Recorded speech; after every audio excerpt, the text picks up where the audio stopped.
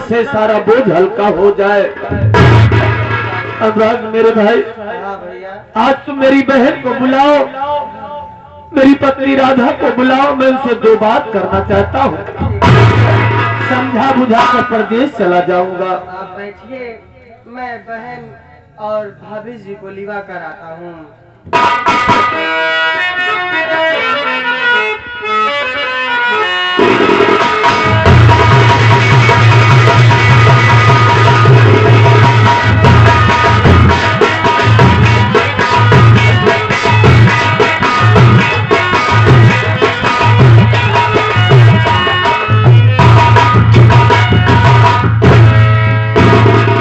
प्यारे भैया के सामने में बहन गीता का प्रणाम। खुश रहो बहन। स्वामी जी के चरणों में दासी राधा का खुश रहो। लेकिन भैया, आज मैं आपसे कुछ कहना चाहती हूँ। क्या न कहना चाहती हो बहन? क्या जानना चाहती हो? भैया,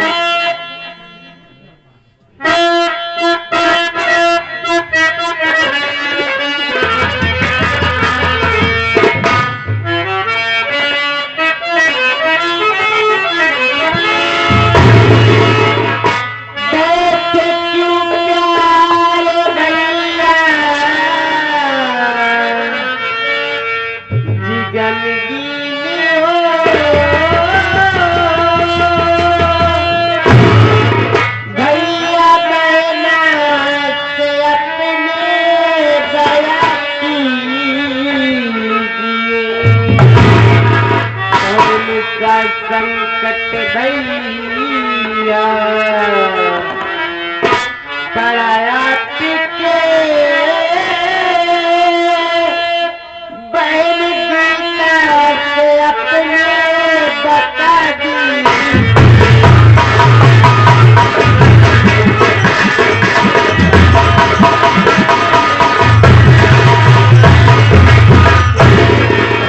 भैया, आखिर बात क्या है जो आपका चेहरा आज मुरझाया हुआ है? भैया,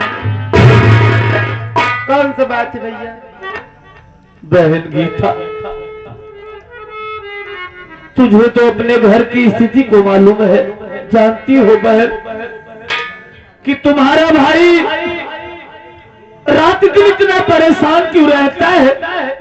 जो भी कमाता है ब्याज के तौर पर चौधरी साहब के घर पहुंचा आता है। आज मैं अपने दिल में क्या सोचा हूं बहन, क्या फैसला किया है, मेरी बात सुनिए, वही बताना चाहता हूं।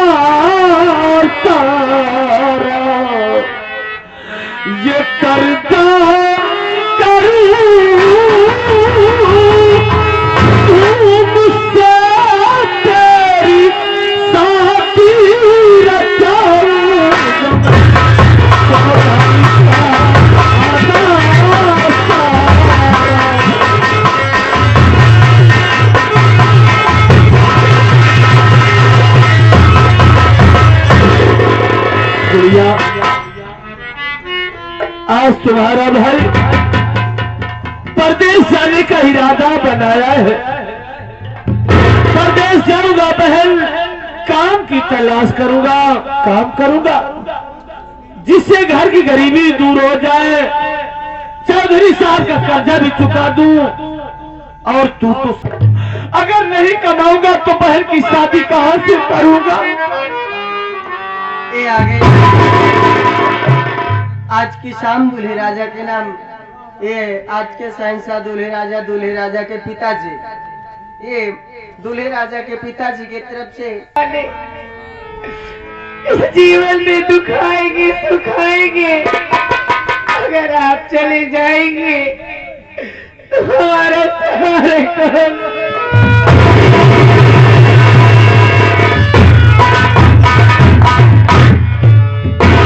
राधा, अरे मैं कितना खुशनसीब हूँ, कितना किस्मत वाला हूँ रे कि मालिक ने मुझे पत्नी दिया। तो तुम्हारे जैसे जब से तुम्हें शादी करके घर में लाया हूँ तब से आज तक लेकर मैं तुम्हें दुख के सिवा कोई सुख नहीं दे सका। घर में जो भी रूखा सूखा खाना बचा हो उसे झोले में रख देना, रास्ते में खाना खा लूंगा। ये आगे हमारे आज की शाम दूल्हे राजा के नाम, दूल्हे राजा के मामा आप अनिल विश्वकर्मा कांग्रेस नेता जो कि रहमापुर से सरकार आए हुए हैं, साथ ही साथ आप प्रमोद प्रजापति एडवोकेट साहब जो कि सदुल्लाह रामपुर, आप साहब ये पूर्व प्रधान के सुपुत्र हमारे प्रमोद प्रजापति भैया जो कि उनके तरफ से 21 रुपए का पुरस्कार संगीत को देखते हुए सीन को समझते हुए हमारी पार्टी बहुत बहुत धन्यवाद करती है। आप सुख की बात कर रहे, आज अपने घर में 2 दिन से एक लिखा दाना भी नहीं था। पड़ोस के घर से मैं थोड़ा सा आटा मांग कर लाई और आपके लिए 2 रोटी बनाई हूँ स्वामी, साथ में अचार भी रख दी हूँ, आप खा लीजिए और अपना ध्यान रखिएगा। और हमारी छोटी ननद और हमको भूलिएगा नहीं स्वामी, नहीं तो ये रात आपकी जीते जीवन।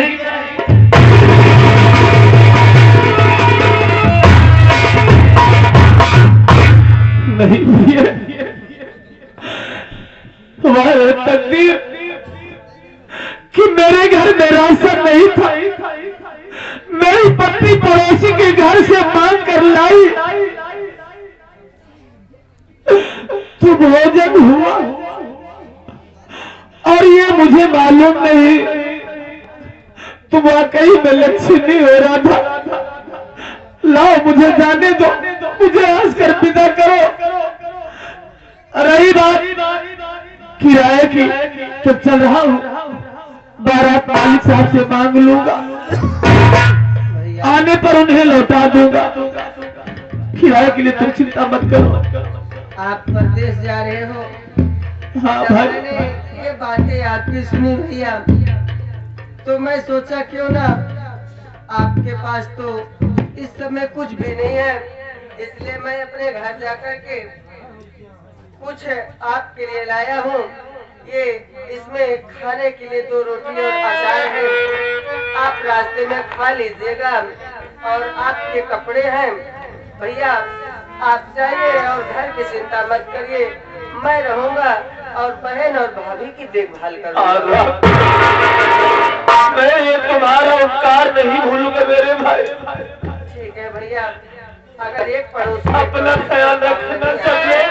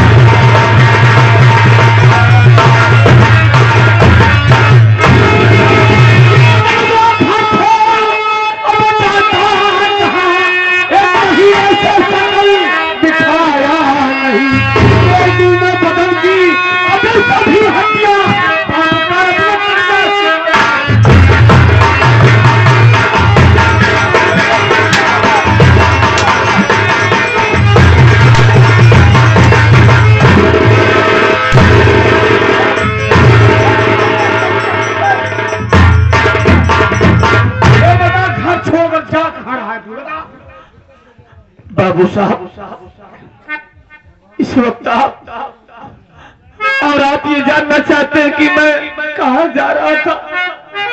जाना चाहता हूँ बाबू साहब, आपके दरवाजे पर नहीं आ सका, ना तो 1 महीने का ब्याज नहीं पहुंचा पाया हूं। बाबू झूठ नहीं बस बोलूंगा। बोल, झूठ मत बोलना।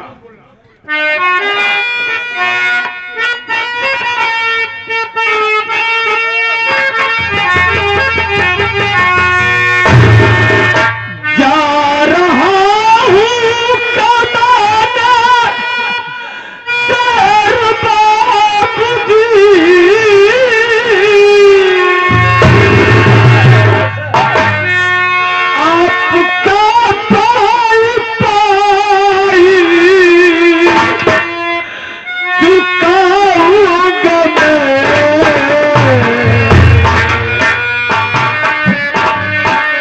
जी,